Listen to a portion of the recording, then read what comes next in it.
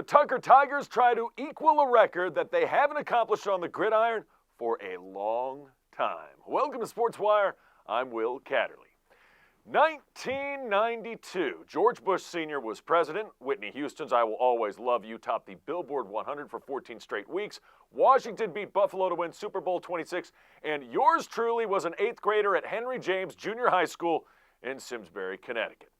It was also the last time that the Tucker Tigers football team started the season 3-0. On Friday night, they had a chance to get there again, facing Deep Run. So J.R. Tucker traveling to Freeman. Yeah, that's our home away from home. Their stadium's not built yet, taking on Deep Run. Yards hard to come by. And the Tucker defense has been excellent, as has number 52, Cameron Davis, in on the stop there. Tigers get the football. Number 21 had a solid game for Deep Run defensively. Kendall Hummer in on the sack. Tucker has to punt. And then the Wildcats got things going. The pass caught. Good for first down inside the Tucker 10-yard line. Trey Gouch connecting to his wide receiver to lead to this. Bobby Pastor to Peter. Touchdown Wildcats. Deep Run has their first lead of the season. It would be 6-0. Extra point would be no good. Back to more defense. Tigers not letting Gouch get out of the pocket and escape. Group tackling there. Great moment right here after the first quarter. Courtney Isley finally comes back to J.R. Tucker to finally pick up her state championship ring from 2019. She won states in the 100-meter medley and now is a swimmer at the University of North Carolina. And she gets a nice orange bouquet of flowers to boot. Okay, second quarter, back to football. Tigers trying to get going. They drop the football, and who else is there but Kendall Hummer? I told you he had a great game defensively. He gets a turnover, no harm, no foul for Tucker, though, because their defense would get the stop. They get the ball back, and then 57 yards later, boop, dropping it in the breadbasket. Cam Clark connects with Jaden Lee, and you haven't heard the last from him. 57-yard touchdown to Pater, and Tucker ties it up. Cheerleaders excited. It's 6-6. Go for two. Would not make it. Back to the defense, however. Both teams tough time sledding, trying to get the ground game going. Big old number 75. You got some big guys on the D-line for Tucker. Noah Hartsoe with a stop, and then in the secondary, a chance. Great pass. Ethan Ragland just could not haul it in. So it would be 6-6 at the half. Let's go to the third, shall we? Wildcats on the move. No, not so fast. That defensive front for J.R. Tucker doing the job again. Noah Hartsoe, number 52, in on the stop as well. Cameron Davis. And then, Hurdlin. Jaden Lee with one heck of a play there. It would lead to this. Same drive, fourth quarter. Looking, firing. Finding his receiver. This is Cameron Williams. That's good for the touchdown catch of 24 yards on 3rd and 8. And the Tigers have their first lead, 14-6 with 11:47 to go in the fourth. Tucker with the football back. Finally got something going in terms of a long drive.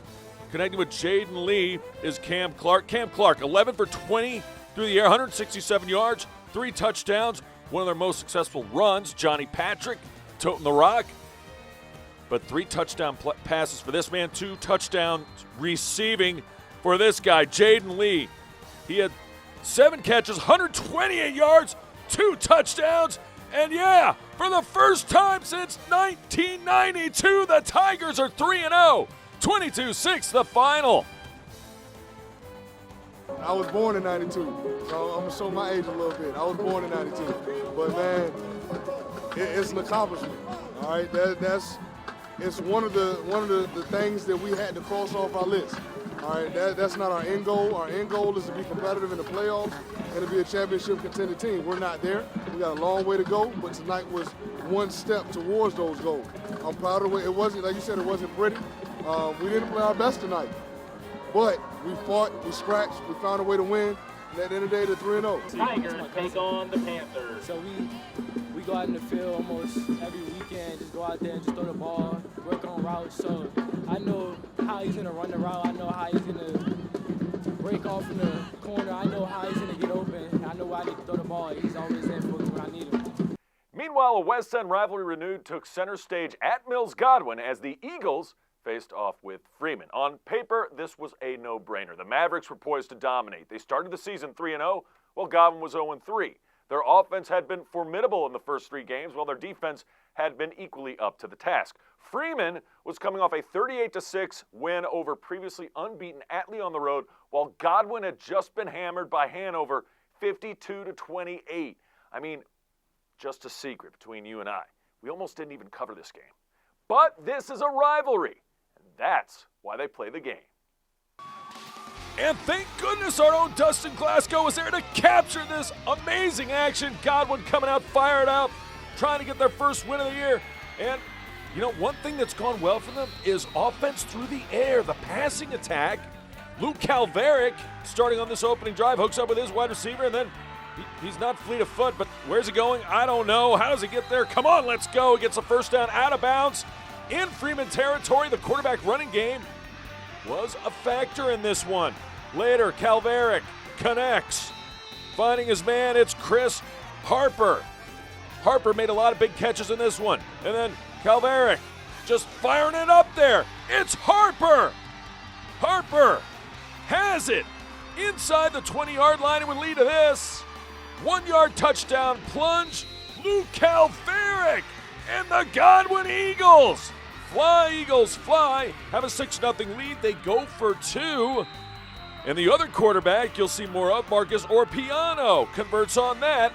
So, yeah, always a sellout crowd with Godwin versus Freeman, no matter what the record. And it's Godwin with an 8-0 advantage with 6:57 to go in the first. But you can't keep a good team down, can you? No. The pass, Owen Fallen connects. Cole Shizik inside the Godwin red zone, inside the 20 would lead to this. A chance. Fallen, firing, finding, he could not make the catch. The defensive back probably got in the way to distract him. Jack Lohman couldn't get it later, though. Freeman with a football again. And Bradley Perkins continuing his sensational year at running back. You'll hear more of him. It's 8-7. Godwin. Freeman does a conventional extra point. They're just down 1. Still, first half highlights. And, there he goes again. Luke Calveric staying inbounds, taking on defenders, getting big-time yardage and a first down. Coaches are like, yeah, we like that. We'll even help you up to your feet on that play. You deserve it. Calveric looking. I'm just going to heave it to the end zone. Why not? Triple coverage, but somehow Nick the Quick Clark gets behind the defense and, 6 points, deserves a little jig. Touchdown, Eagles. They go for 2. Freeman stops him, gets a fumble recovery. They're like, what, we can't take it back for 2 points? No, that's only in college. It's college anyway. 14-7, Godwin with the lead. Second quarter, Freeman in Godwin territory. Not anymore! It's Marcus Orpiano. Not just a quarterback, but a defensive back. Huge fumble recovery, and it sets Godwin up deep in Freeman territory. We go back to Luke Calveric. Connecting to who else? Number 81, Chris Harper. And Harper inside the 20. Couple plays later, firing, finding. They spread the ball around to the receivers. This time, number 8, Darren Capps catches that one. And then going for the end zone, but no. Guess who? Yeah, he plays defensive back for Freeman too. Bradley Perkins, the running back, gets a big interception. Godwin, though, gets the football back. Not a lot of great running in this game, but it was right here. Mikhail Johnson-Harris inside the Freeman red zone just before the half. What do? Calveric running, firing, triple coverage. Doesn't matter. Touchdown. It's Justin Harris who comes down with it in the end zone. The Eagles up 21-7 at the half. Who'd have thunk it?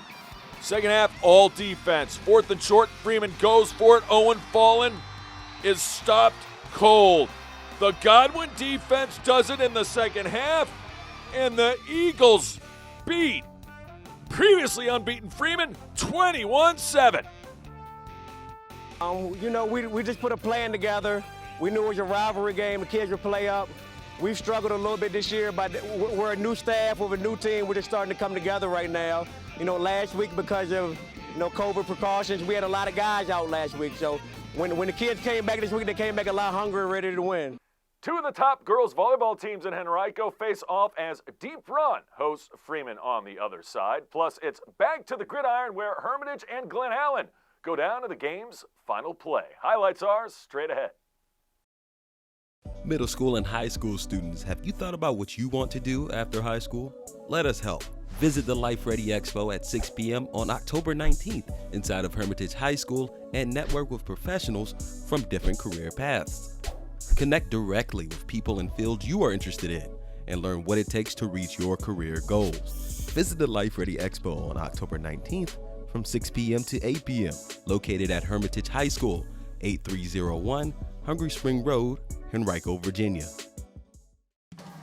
Welcome back to Sports Wire. Big-time girls volleyball matchup. It's Freeman, it's Deep Run. Outside of Mills, Godwin, these are the top two teams in Henrico County, and we had a pretty good one on the serve. Douglas Freeman getting us started. Deep Run, though, came out firing on all cylinders. That is a kill to get things going. Number 68, Jamie Jang with the point. Wildcats on the serve, still first set. That doggle hunt, it's good. Number 10, Stephanie Grace doing the honors. Still in the first set. Mavs trying to get back in this one. A block at the front of the net. Gets it done. Caroline McDevitt doing the honors there. And then back to Deep Run. Always good at serving. They get the job done right there. It's another ace. Wildcats on the serve once again. Still first set action. And Freeman going to come up with a big point there as number 13 had a huge night. Maddie Carpenter. But the Wildcats would respond. Cannot corral that. Great job by number 10, 25-17. Stephanie Grease. And it would be Deep Run up 1-0. Mavs on the comeback trail, however. They get the point there. Then number 5 on the serve. Wildcats looking for an answer. They do get it. This time, number 1, a Grace Ward with a kill. Number 7 on the serve for Freeman. That's an ace. She finds a corner. And Emily Walters gets it done. Freeman looking to take command, and in a very close match in the second set. Good long volley here. And number 13 gets it done once again. Maddie Carpenter. And here's Maddie Carpenter on the serve. Carpenter looking for the point. And yeah, that goes wide. They say it was not tipped. 25-21. We're all equal at 1. So we go to the third set. Freeman looking for a strong start. And they would get it from number 5. Meredith Murphy with the point. Wildcats looking for answers. They would get it right there. That's good for the point. And then this girl was tremendous with her serve. She always is. Kate Malinsky. On game night, she comes to play. Malinsky on the serve once again. Freeman looking for it. Not getting it. The block at the front of the net. Well done defensively by Deep Run.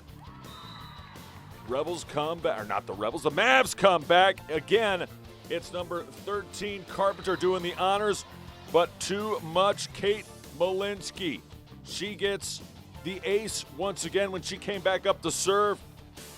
And Deep Run doing a nice job moving the ball around. Great pass, terrific kill. Deep Run comes back to win the third set, and they take the fourth as well. 25-17, 3-1 is your final. Back to the gridiron we go. It's a home game for Glen Allen, looking for their first win of the year, taking on the Hermitage Panthers. Patriotic night, evidently, as Stars and Stripes in attendance. A big crowd for the homestanding Jaguars, getting it going in the first quarter. It's William, the first Noel, and he's breaking free. Huge carry inside the Hermitage 35-yard line. Glen Allen looking good on this early first quarter drive. It would lead to this. Quarterback's going to call his own number, I should say. Jaylen Brown goes downtown to the end zone. Touchdown, Jaguars. Glen Allen with a 6-0 lead. The try after would be no good. Second quarter. Yeah, quick moving quarters in this one. A lot of defense. Glen Allen starting it off. Number 72, Joshua Gooding, was more than good on that play. Tackle for a loss. The quarterback run game, a big feature for Hermitage. It was shut down most of the night. Jalen Burton gets hit for minimal gain. It was 6-0 at the half. We go second half, third quarter here. Now it's time for Hermitage defense to get involved. A whole slew of Panthers packed in there to stop that running play, including Kayron Burton and company. More from the Hermitage defense. They're not going anywhere on that one.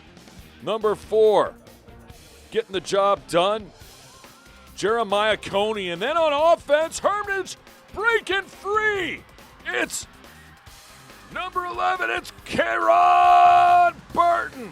And Burton all the way inside the Glen Allen 5-yard line.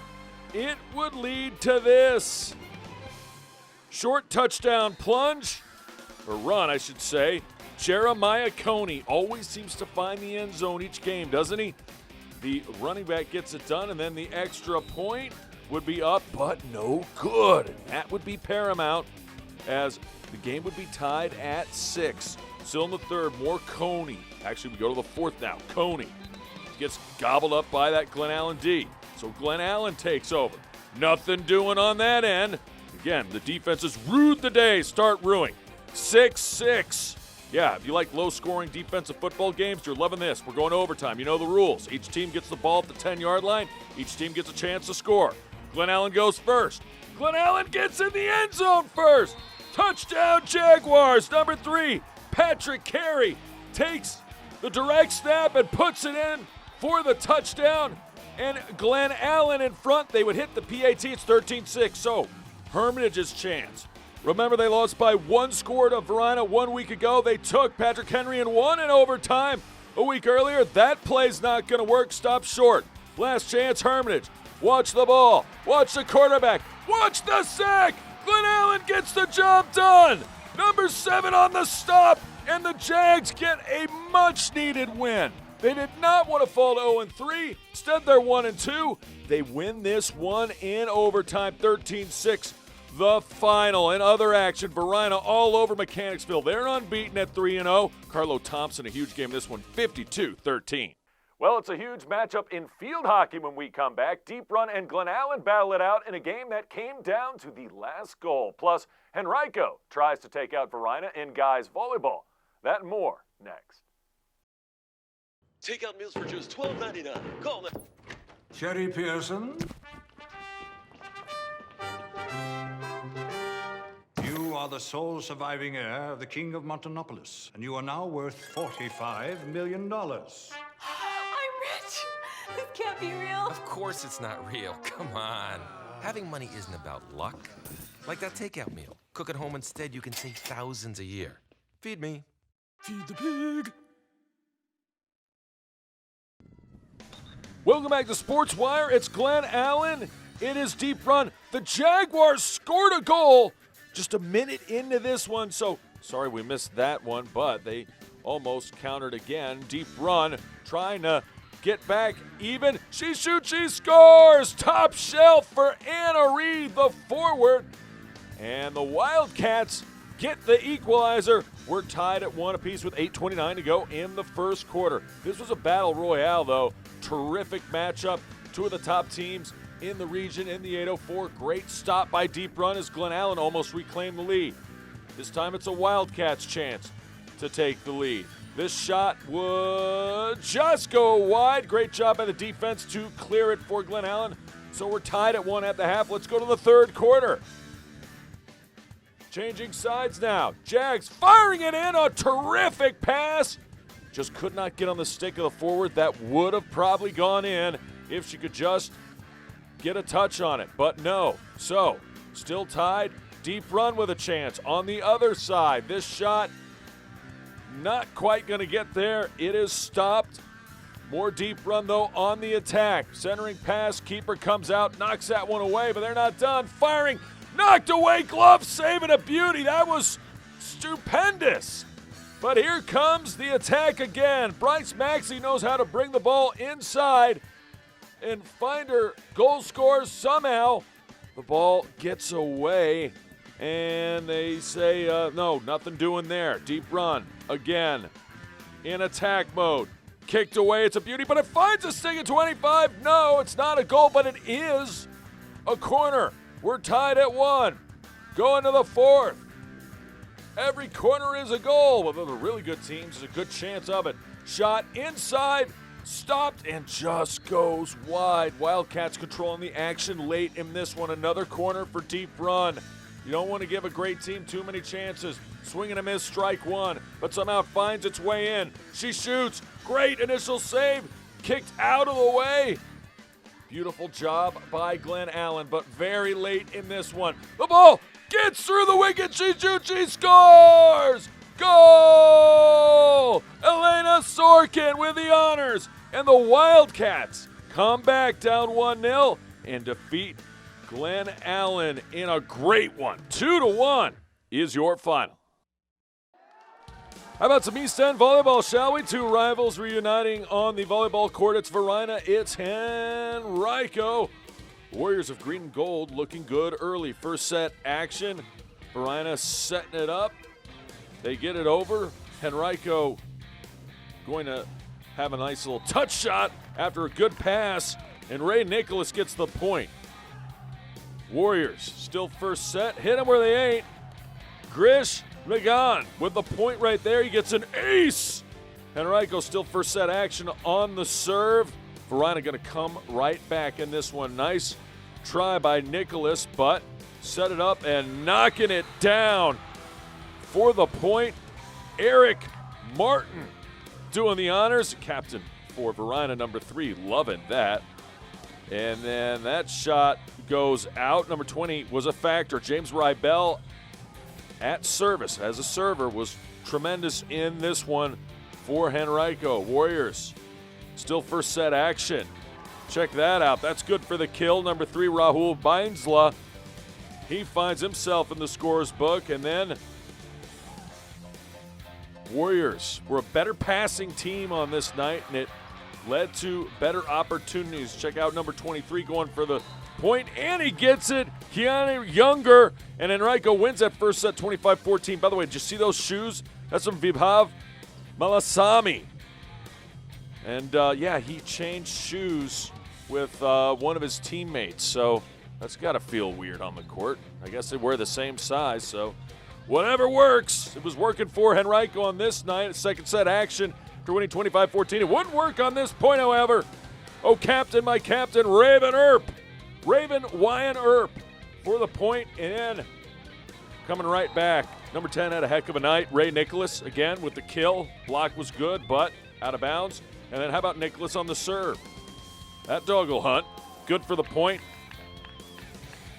So Nicholas taking care of business. Raven Earp saying, I'll raise you one. He gets an ace himself. Varina made this a very close second set. In fact, they led late. Henrico would come back, however, as Varina comes right back, though. Number 7, I didn't see him on the roster. I don't know who he is, but they were excited about his point right there, but the serve would not be good enough, and Henrico survives 25-22 to win the second set. Third set action. Varina trying not to go quietly, and they would not. More from number 7. They love his work. He gets the point right there.